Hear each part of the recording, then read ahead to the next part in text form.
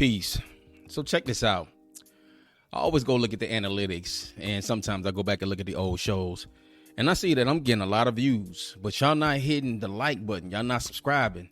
Listen, I'm trying to get the channel to 500, at least to 500, so we can kind of take this thing to a new level. So if you enjoy the content that I'm putting out, please like, share, subscribe, and tell a problem solver to come on in. This is the place where we bring it sexy back to the everyday hardworking men and women who impact your life within close proximity. We want to rise above this madness, which is called Black culture. Also, too, I want to thank a lot of people who have been supporting the book. It is, I always put the link down in the chat, in the comment section.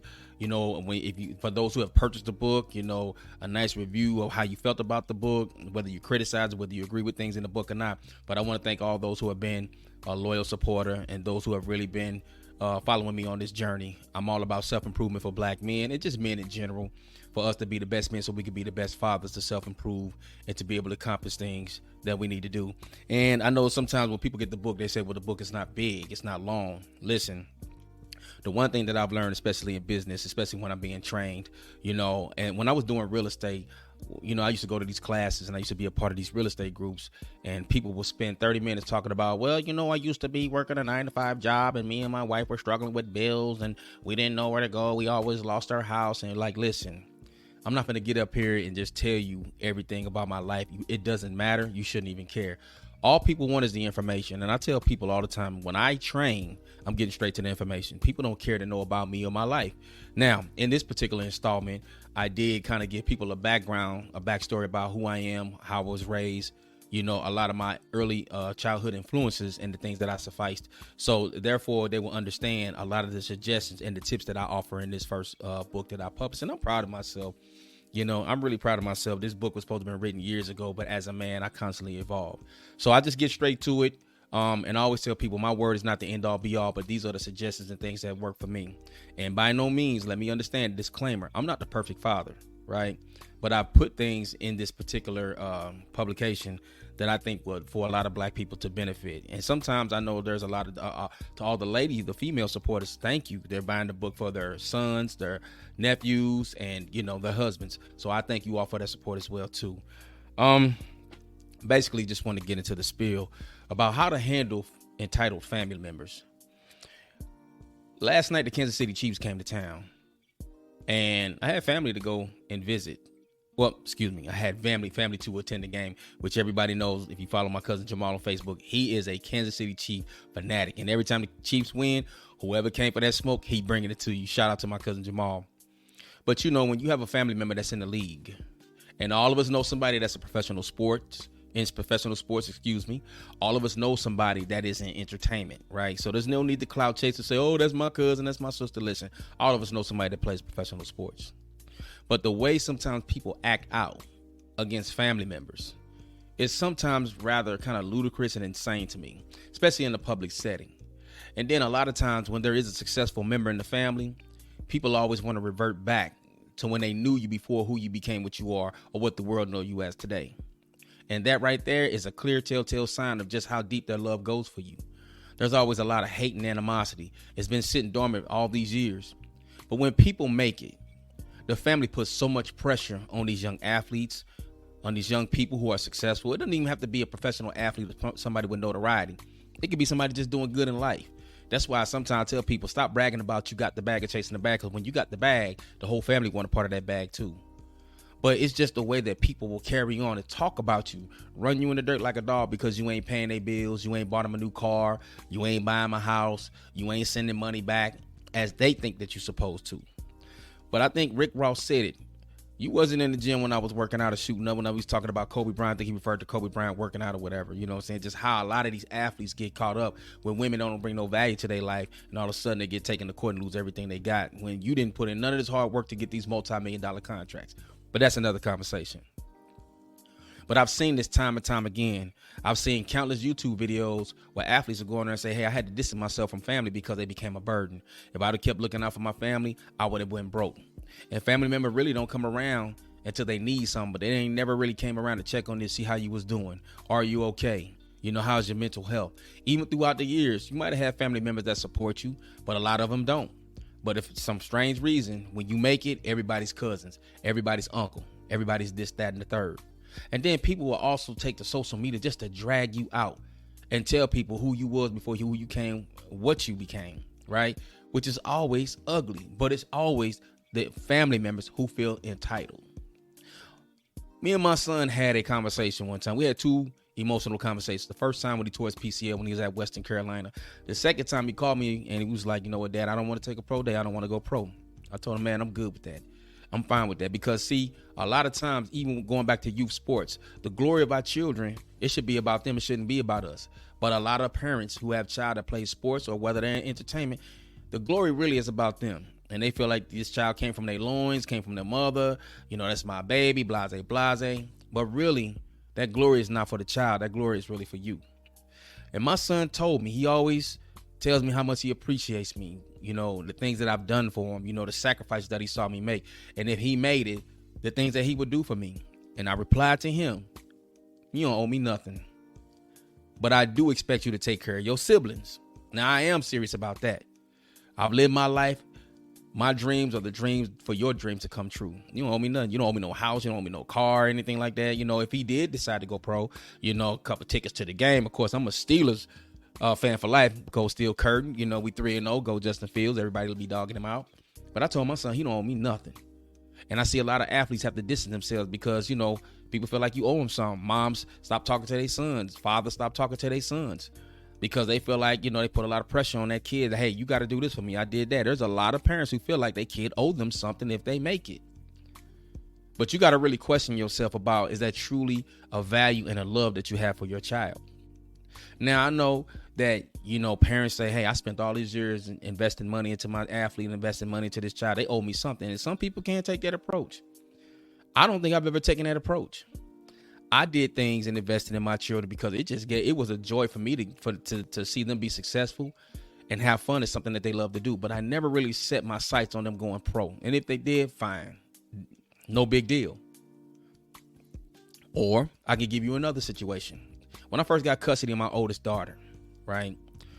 I always tell my daughter about her mother, like, I don't ever have a beef with your mother. I think your mother made a wise decision because when I found out that she was kind of like in a very risky situation, you know, the living habits wasn't up to par. And this is not a judgment against her mother. I just simply ask her, hey, look, I just want my daughter. I will never come for you for child support. I will never put you in this system because anybody knows me. I am anti-system when it comes to the family situation, right? And so she awarded over guardianship to me. And eventually I had to award it over to my parents because I myself as a young man was unstable. And I'm always be grateful for my parents for everything that they poured, the finances, everything that they did for my daughter. So I don't want nobody to get it twisted. My parents were the main core. However, as my daughter grew up, nobody on her mother's side except her aunt, Regina, that I recall, and I think she's passed, right? Nobody showed my daughter no love. They didn't come visit her on birthdays. They didn't come to school plays. They didn't come to watch her do gymnastics. And I missed a lot of things with gymnastics myself because I was in Georgia at the time trying to establish my life. So let's just keep that clear. But there was a lot of things that I refused to miss. And I didn't move to Georgia until my kids come of age because I didn't want to be a stranger. But I do recall at least I made a 16-hour trip just to watch my daughter perform in a 1-hour play. Now people be like, that's a lot. That's not extreme because it's a value and a love that I have for my daughter. But my daughter has risen to the top. As they say, cream always rises to the top. My daughter now has a son. I have a grandson. And I'm proud of my daughter. And she has accomplished so much. But throughout all these years, we had to have these uncomfortable conversations. Why did her mama feel like she was good enough to keep her? Why wasn't she good enough for her mother to raise? And I had to explain some things to her to give her context. And that I was kind of insensitive at times, but we needed to move on so we can make your life great. So you could be what, you know, you didn't want to become like your mother. And even with my boys and my children, I always want my sons to be better than me and accomplish more than what I did in my life. However, now that she's a grown-ass woman and she's doing good, I can specifically call her. We're going back again to social media. These people were all on her social media page talking crazy. And I said, Keita, who are these people? And they came back and shot back at me and blase. And who are you? Punk motherfucker, I'm her father. Who are you? I don't know you. I've never seen you. But now, because my daughter has her life established, her brother expected her to take on his burdens, move his family in where she lived. She couldn't do it. He got upset. Her sister, her very own sister, feels a certain type of way because my daughter refuses to do things for her. Listen, people in life make decisions. I apologize if they came up in a challenge situation that ain't got nothing to do with us. But at the same time, things could have been quite quelled and eased had there been a relationship throughout the years, had there been some type of communication throughout the years. And I can even relate this back to the entitled family members of athletes, how the father was never there, but all of a sudden he pops up and he wants to check. Oh, that's my boy, but you wasn't there. The mama paid all those AAU fees. The mama had to work overtime to pay for those trips that they had to take. The mama had to pay people to take people to the child or to maintain the bills, right? These are why these athletes are so affectionate and passionate about the mom or the parent that was there, right? But these people felt entitled that my daughter had to reach out to them, to speak to them, to make bonds and create bridges with them. And I told my daughter, I'll be damned. Now, this wasn't a thing about hate or anger. I don't hate those people. I don't even know those people. Do you understand? But it's the entitlement that these people felt towards my daughter and what they expected her to do. Here's the thing. Your family members, the one who value you the most, are the ones that you had the greatest times when you had nothing. Those who supported you when the world didn't even know you. Those who supported you before you got your degree. Those who knew you before you got a car, a house, before you moved on and became accomplished. Those family members that checked up on you. They called you. They didn't text you. And you can always call them and they pick up the phone. These are the people that truly love you. And 9 times out of 10, people who get to of a certain status will always remember that. I tell women all the time, don't go to a man making demands. And y'all know I don't talk about love and relationships. I don't deal with it, right? But if a man really likes you, and I tell women this all the time, you don't have to make no demands. He's going to do it anyway. It's the same thing when a person of status that makes or achieves a great amount of success and finances or an economic status, that they're going to always reflect back on the people who was there. And check this out. A lot of times it ain't family. It could be a close friend in the neighborhood. Look at all these top guys. Look at all these people, these multimillionaires. No matter what genre, what industry, or however they manage to become rich, they always got a close friend or a relative in their camp, in their circle. So the moral of the story is, if you're going to be genuine about being valuable or valuing those that you love, that you call family members, it is a culture that must ensue. It is a culture that must be action. Love is an action, right? People must feel these things. You know, I remember, when you done your cousins, both of y'all hungry, we got $5, but we spent $5 to get a box of shrimp fried rice, and we would split it. We would tear off the edges and eat the rice. You remember those things like when you get older. And I always told my children, when you get older, y'all gonna need one another in this world. I saw the example with my grandfather and Uncle Doc. I saw the example with my father and his brothers. So there's going to be times where you're going to have to give your brothers or your sisters' kids clothes. There's going to be times where, you might have to go shop and get them groceries. Nowadays, you can just Cash App or send Zelle, but there's going to be times you all are going to need each other. This is how family is supposed to interact. This is not linked, because I always tell people this. Family is of the mind. And when family is of the mind, there's a culture. There's a way that you perceive and you carry on with yourself. Relatives about blood. And it don't qualify action. It don't qualify true love. You're just a relative. They can relate because genetically, by DNA, you all are relatable. You're linked. But family is always in the mind. That's why you're going to always have a friend that's always closer than a brother or a sister. Because I know plenty of family members that grew up in the same house. It could be 9, 10, 11 of them, and they don't even speak and don't even like each other. And they all grew up in the same house. But again, the way you deal with family members who feel entitled, you distance yourself from them. You don't owe them nothing, especially the ones who wasn't there in your corner. But now, I know for myself, had I ever became a multi-million-dollar athlete, for what my mother and father did for me, then it's me talking. I give them the world. And people that know me, and a lot of times I went broke doing things for other people. And I wasn't forced to do it. It's just in my heart to do it. If all my children and my family members, and if I had it like that, were happy, I don't give a damn. I could live in a 1-bedroom apartment and a truck. If I got it in me, where they could live in houses and live like kings and queens, because that's the kind of heart that I have. I'm not saying I would necessarily live in a 1-bedroom. I'm gonna give me a house, but what I'm saying is, it's just a culture of family. But the way I would deal with it is complete distance, show love and show grace. It is not your responsibility to take on the financial burdens and duties of the whole family. I know how it goes. Sometimes somebody in the family passed, they call you to bury somebody. Somebody went through something tragically when you've been telling them the whole time they need to get insurance, never got insurance, but they think that you're the insurance policy. Their house burned down, expect you to buy them another one. Or they expect this reoccurring payment to be sent. But it doesn't work like that. Distance yourself. Block who you have to block on social media. Because at the end of the day, you've achieved that success on your own. Now, we always know there's a support system, and nobody gets nowhere in life by themselves. But you're not obligated to anybody or anyone. But now I do think there is a culture that if you have it in your heart and you remember those who were there for you, what's the problem with shooting some out or taking care of your mother or your grandmother or your grandfather or your father or your siblings? I'm a firm believer because I believe, I want to give a shout out to the brother Rob Love. He always spoke life over my children. Always spoke great of my children. He said that you're going to have one son in the music industry and one in professional sports, and the world won't even know they brothers. And right now, his words are damn near manifesting. I think my son needs to go back and try. The league is horrible with cornerbacks. My son can get a contract. He needs to. But I see wealth coming in all my children's future. I have a daughter who just released her first album project. She's getting close to getting to a national status. My son is out in Cali. He's doing some great things. And I have a daughter who's a coach, but I see them all doing great things. My daughter, Chelsea, she has her own, business of making clothes and certain foods of a certain culture. My son Snoop is boxing now.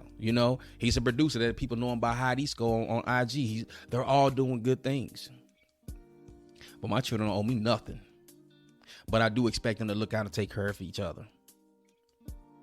And it's also for those of us who have entitled family members that come for our children, it is our responsibility to protect them. I want to say something so serious, but I don't want no wars between the family. But I just honor my father for protecting my mother. And I'm going to do the same. Lastly, I want to get out of here. I want to say something. I think I'm starting to notice that I don't like people with egos.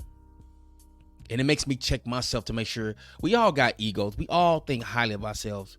But there's a thin line between confidence and being egotistical. I was on Fanbase today. And there was a room opened up by a young lady who said, there's 100 days before the end of the year. And we're going to squash all these beefs. So I opened up this room that if you got a beef with somebody, we want y'all to talk it out, squash it, move on. And let's all try to help promote each other's business, support each other's brand, whatever we got going on, and move forward. And it's 100 days of discipline to change your life and changing your habits. She didn't make it 21 to 30 days. She said 100. So there was one guy who said he wanted to talk to another young lady. Now, this guy said he was a preacher's kid. This other individual is one who claims that she's one with Christ. That's what she says. And I've heard this young lady talk before, and she's into robotics, highly intelligent. I was going to reach out to her because I think our children need to learn tech. But I noticed there was no humility, no humbleness, no meekness, no nothing. Just, and I get this with a lot of black Christians. There's this air like, because I'm a Christian, you got to kiss my ass. And if I do wrong, well, God know my heart. But if you do something, and I was watching an interview with Cam, and I'm not trying to be all over the place, but I don't read no teleprompter, so this come from my head. He had Pastor Kenyon Henderson on there, and I really highly admire that brother. But he said something: people are only outraged about the sins they never commit. Bars. But not to judge the young lady, but I just heard arrogance, ego.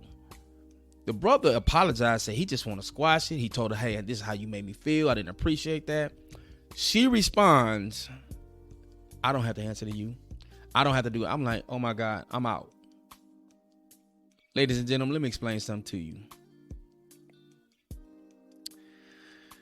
If you have an ego, if you have an inflated ego, you're a clown. You're a clown. You know why? Because whatever you obtain and what you know, you didn't learn it on your own. Somebody had to teach you this. And if you have amassed a certain amount of money or success, you didn't print that money. You had to do something to earn it. Whether it was a genetic context to it, or whether it was scholarly, you had to earn it. You don't print your own money. I don't give a damn how healthy you are and how healthy you eat. You can't stop whatever could take place with you health-wise tomorrow. And I say this all the time. Nobody is bigger than life. Stop thinking you are bigger than life. Don't nobody. Social media and people talk about this all the time. Everything is positive. Everything in the universe is needed. Things can be used for constructive, and things can also be used for non-constructive purpose. Social media is toxic as hell. I don't follow no IG models. I don't follow no hood ghetto pages, but I keep getting this algorithm, and it's crazy to me how people think they somebody because of the way that they look.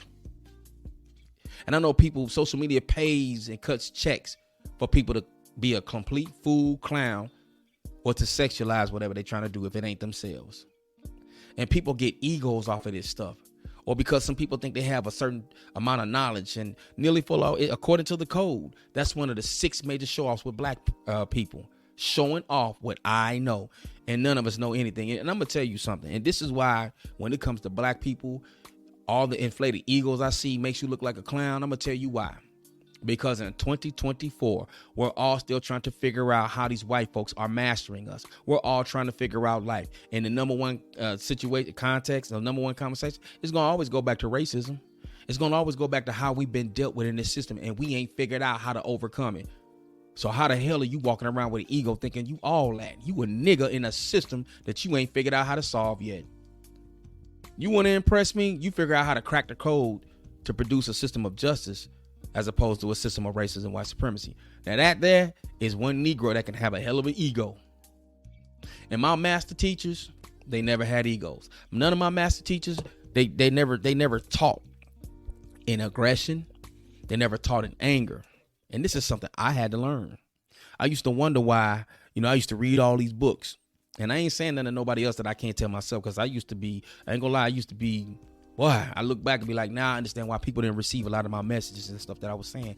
It was my delivery. It was my aggression. It was my tone. It was my ego. But I've learned I want to be egoless. We all got a little bit of an ego. Like when I play sports, I got a little bit of ego. You know what I'm saying? When I do certain things, you got to have a little bit of an ego, right? Like all of our greatest athletes and the people we love so much, they had to have an ego, right? But I've learned to put it in check. When I enter a conversation, I'm going to ask questions more than I make statements, because I want to learn. And I know that I'm stupid enough to know that I don't know nothing. Only a smart man knows that. You will never hear me walking around like I know everything. I'm not a know-it-all Negro. That's why I tell people all the time, and I adapted this from Nearly Full of Junior. People be like, what's up? I'm still learning, because I'm serious. I'm still learning every single day. This is the place where we're bringing sexy back to the everyday hardworking men and women who impact your life within close proximity. We want to rise above this culture, this madness, which is called black culture. Hey, I want to see you be great. Brothers, I want to see y'all self-improve. You can click down on the link, Empowering the Perfect You, self-improvement tips for black men in the era of rejected masculinity.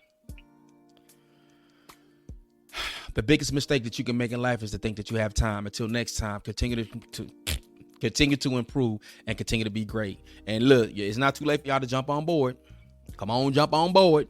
Falcons, y'all, listen, I live in Atlanta. I be trying to rock with y'all. Damn it. I need y'all to start winning. You know what I'm saying? I live here, and I want to see the home team win. Now, y'all ain't the Steelers, but Falcons, damn, come on now. I think y'all got something. And y'all better start putting Penix in that backfield. You heard, I've been saying this forever. Y'all say I be cap. A lot of stuff I said over the last couple of years, everybody like, that's cap, Reg. You just be talking. Man, all that stuff came to fruition. I'm going to say one last thing. This is going to shock a lot of people. Damn, it's 23 minutes. I try to keep this shit at 15. I don't want to be long-winded. I promise y'all. My dad said, man, come off that bullshit. That white girl, Caitlin Clark, good. All right, Dad. All right. I'm going to give Caitlin Clark her flowers. You know what? I still say it's a lot of narrative involved, but Caitlin Clark, okay, yeah, she can ball. I love y'all, man. I value you enough to love you the right way. I'll catch y'all the next time. Peace.